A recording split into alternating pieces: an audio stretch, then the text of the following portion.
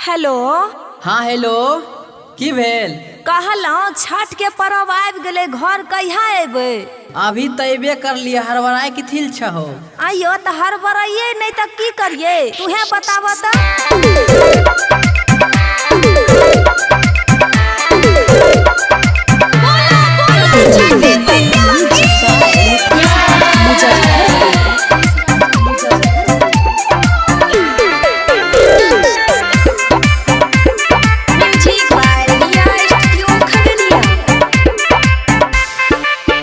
हमर रनिया कथी ले तोय रूसल छहो?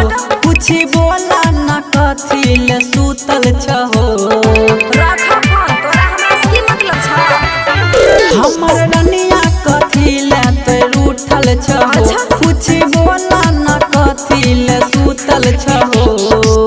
करे छो फोन खाली बोलै छो, कुछ ना बोला न सुनै छियै हम जी।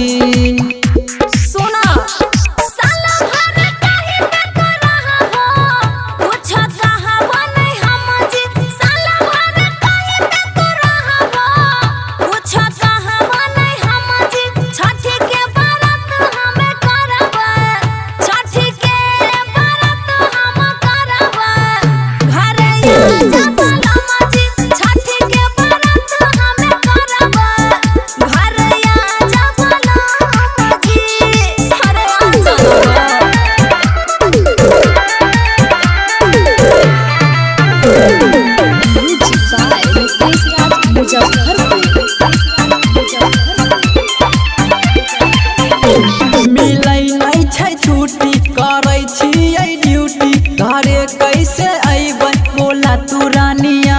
एक नंबर के झूठा छो। एहो सबके मरद तो कमाबै छै हो, छठ पूजा में घर सब आबै छै हो।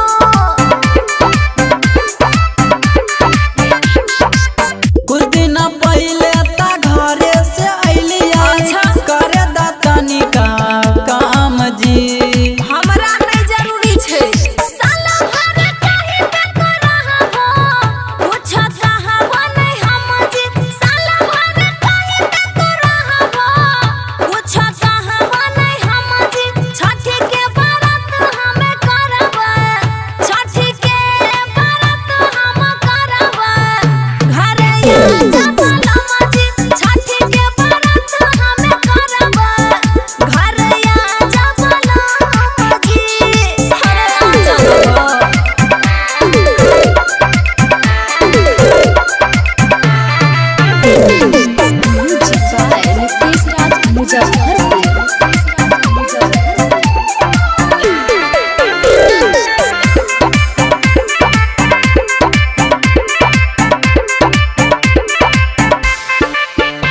हाँ तो हरेला रनिया ई पैसा कमैलियै, उदास हम छियै नहीं टिकट कटैलियै।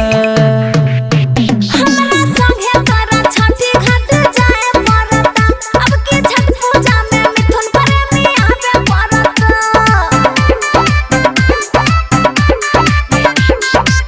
पूजा में घर यदि आवे नहीं पैबा, उ सब बेक जैता संग जी।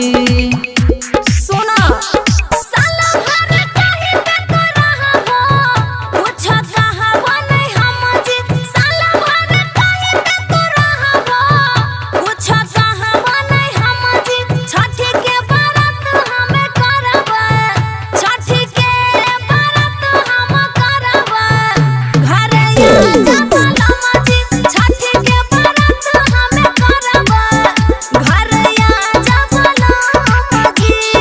अरे आ जाना हो। Recording by Riya studio Khagaria Bhadas.